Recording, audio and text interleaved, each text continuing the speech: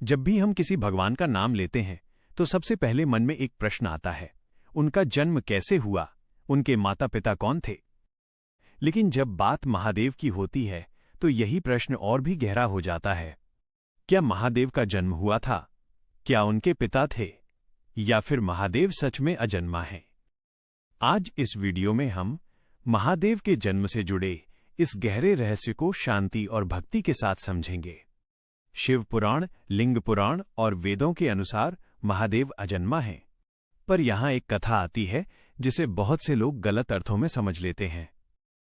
पुराणों में वर्णन है कि एक समय ब्रह्मा जी के क्रोध से रुद्र का प्राकट्य हुआ। इसी कथा के कारण कुछ लोग ये मान लेते हैं कि ब्रह्मा जी महादेव के पिता हैं। लेकिन सत्य ये है कि रुद्र महादेव का कोई अलग जन्म नहीं था। रुद्र महादेव का ही एक स्वरूप है। ये शरीर का जन्म नहीं था, ये शक्ति और ऊर्जा का प्राकट्य था। जैसे अग्नि से चिंगारी निकलती है, वैसे ही महादेव का रुद्र स्वरूप प्रकट हुआ। इसका ये अर्थ नहीं है कि ब्रह्मा जी महादेव के पिता हो गए। अजन्मा का अर्थ होता है जिनका कभी जन्म हुआ ही नहीं। महादेव न किसी माता के गर्भ से जन्मे और न ही किसी पिता के वंश से जुड़े। इसी कारण महादेव को कहा जाता है स्वयंभू, अर्थात स्वयं प्रकट होने वाले। महादेव काल से परे हैं। समय के आरंभ से पहले भी महादेव थे और समय के अंत के बाद भी महादेव ही रहेंगे। इस सृष्टि की रचना से पहले भी महादेव थे और इस सृष्टि के विलय के बाद भी महादेव ही रहेंगे। महादेव को आदियोगी भी कहा जाता है। आदि का अर्थ है सबसे पहले, योगी का अर्थ है स्वयं में स्थित रहने वाला। महादेव ही प्रथम योगी हैं जिन्होंने संसार को योग, ध्यान और तपस्या का मार्ग दिखाया। जब संसार की रचना भी नहीं हुई थी तब भी महादेव ध्यान में लीन थे। इसीलिए महादेव को कहा जाता है महाकाल, आदियोगी, स्वयंभू।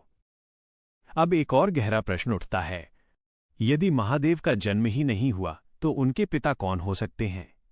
जिसका जन्म होता है उसका पिता होता है, लेकिन जो अजन्मा है उसका पिता कैसे हो सकता है? महादेव जन्म से परे हैं, महादेव मृत्यु से परे हैं, महादेव शरीर से परे हैं। इसीलिए महादेव का कोई पिता नहीं है। यह सत्य हमें एक महान संदेश देता है। महादेव किसी एक परिवार के नहीं हैं, महादेव किसी एक जाति के नहीं हैं। महादेव संपूर्ण सृष्टि के देवता हैं। महादेव का जीवन हमें सिखाता है कम में भी संतोष, शून्य में भी शक्ति और एकांत में भी पूर्णता।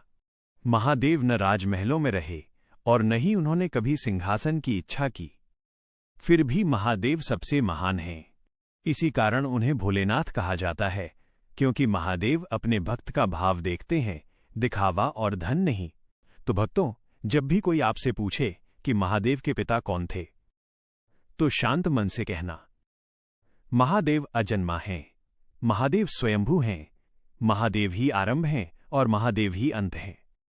यदि आप महादेव के सच्चे भक्त हैं तो इस वीडियो को लाइक करें, कमेंट में हर हर महादेव लिखें और चैनल को सब्सक्राइब करके घंटी अवश्य दबाएं। हर हर महादेव। ओम नमः शिवाय।